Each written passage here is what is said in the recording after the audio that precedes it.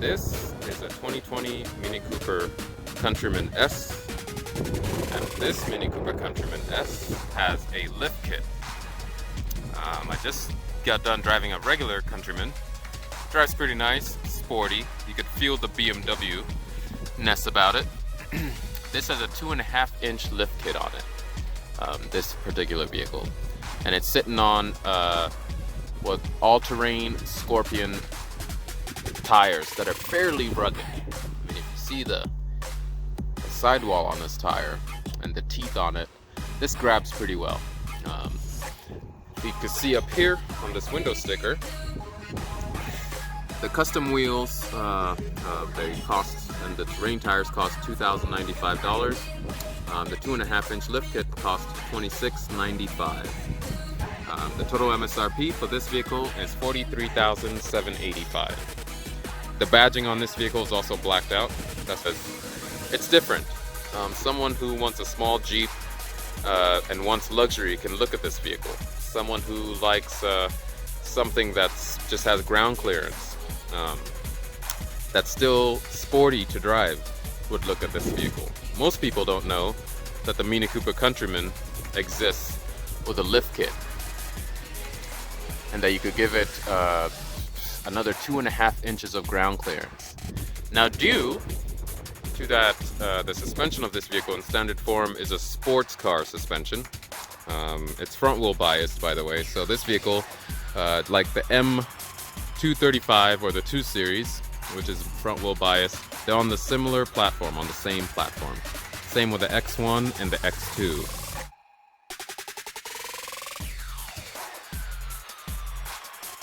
BMW. So this is basically a lifted BMW X1 or X2. Does that mean that possibly we could lift those vehicles? Possibly. Haven't had anybody requesting to lift an F1 or an X2 to put Goodyear all-terrain Scorpions on it. As you can see, we go around here, the tail lights are blacked out as well, and the Countryman badging is blacked out, including the Cooper S badge there. So, how does it drive? To me, this vehicle drives pretty nice because it's a sports car first. In the corners, it doesn't lean like you would expect something like a Jeep Renegade or even a Subaru Outback in standard form. I don't think can turn in a sporty fashion like this vehicle can, because this car has that BMW DNA in it, and I think it looks pretty cool.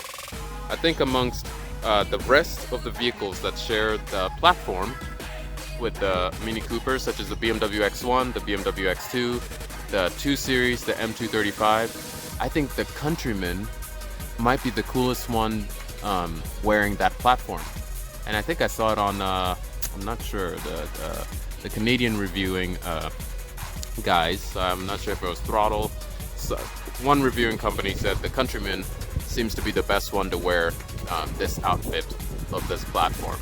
And now we're lifting it. And just look at this one in chili red. Isn't it gorgeous? With the gloss black wheels with the red inside, in the middle of the wheels. It just looks really good. And people actually stare at it, because from far away it looks like a regular Mini Countryman, and then you get up close and you're like, whoa, it's a bit higher off the ground than it needs to.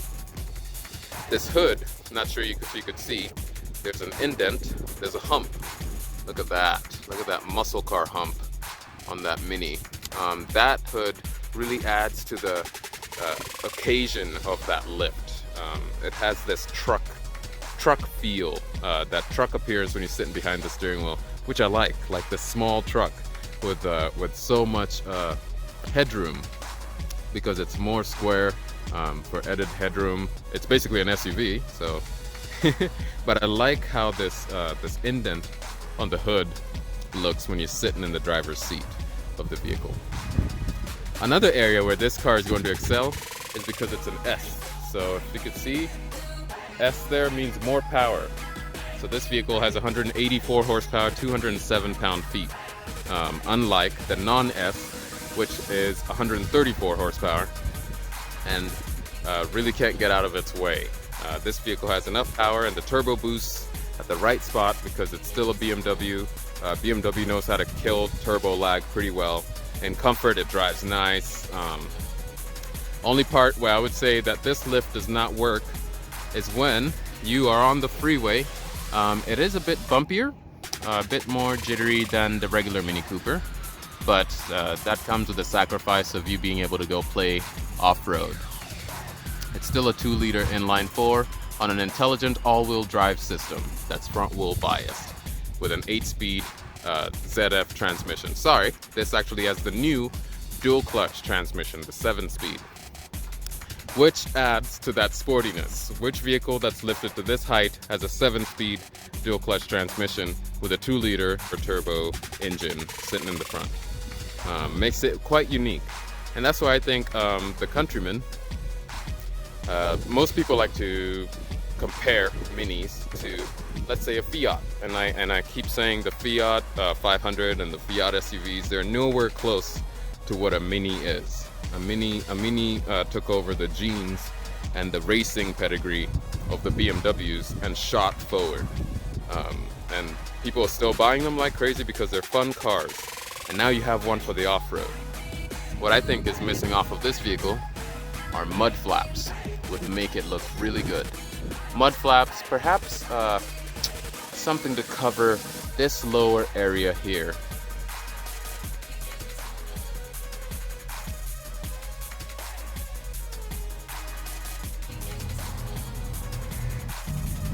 Here's the lifted Mini next to, or have a regular Countryman sitting behind it. And here's the lifted one. This does teeter-totter a bit when you're moving fairly slowly and hitting bumps. It does teeter-totter a bit more than this one does. But this is what a standard Mini Countryman looks like. Inside the lifted Mini, nothing looks out of place. The doors are just like a normal Countryman.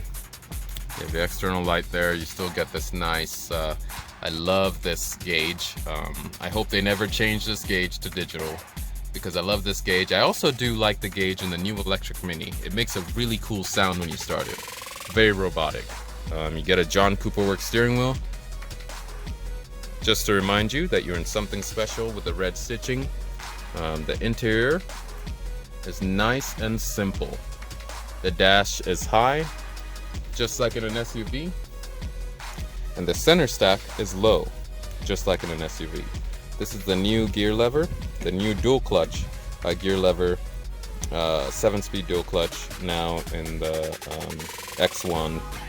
Sorry, 7-speed dual clutch now in the Minis, new Minis. Possibly seeing it in the X1 and X2 soon. Not sure, maybe they'll keep it 8-speed. But this gear lever used to just be a traditional grab a button on the front, reverse, neutral, drive. And sport, you can slap it to the left. So now, let's start the vehicle and I'll show you how this new one works.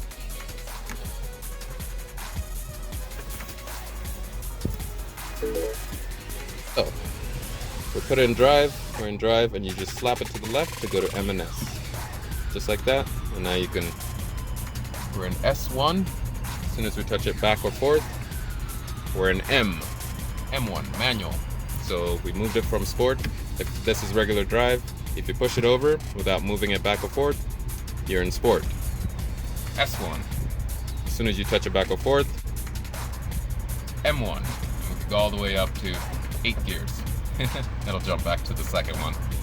These vehicles are smart to where if you, the BMWs, if you stomp on it, it'll skip gears and get to the right gear, of course, and vice versa. If you're coming to a stop fairly quickly, it'll skip gears and get to the right gear.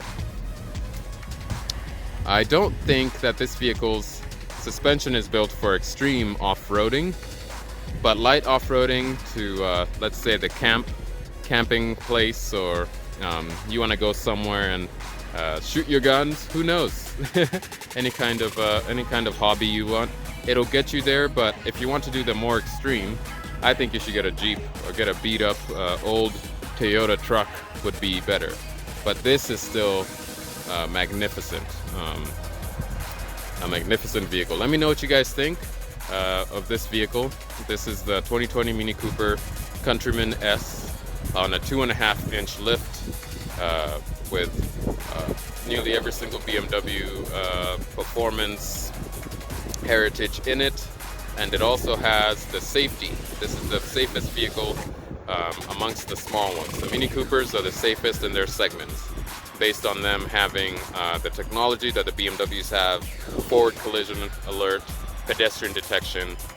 Mini Coopers do not, like this one, have blind spot detection yet, but the 2 Series does. The 2 Series does have a BMW emblem on it, so it gets to have that first. And I guarantee you it'll probably be the X2 and the X1 next, but as soon as the X1 and X2 get the blind spot detection, the wireless phone charging, and all these other new things, it'll be on the Countryman pretty easy. Countryman, did you hear that? Countryman. Anyways guys, thank you for watching. See you next time.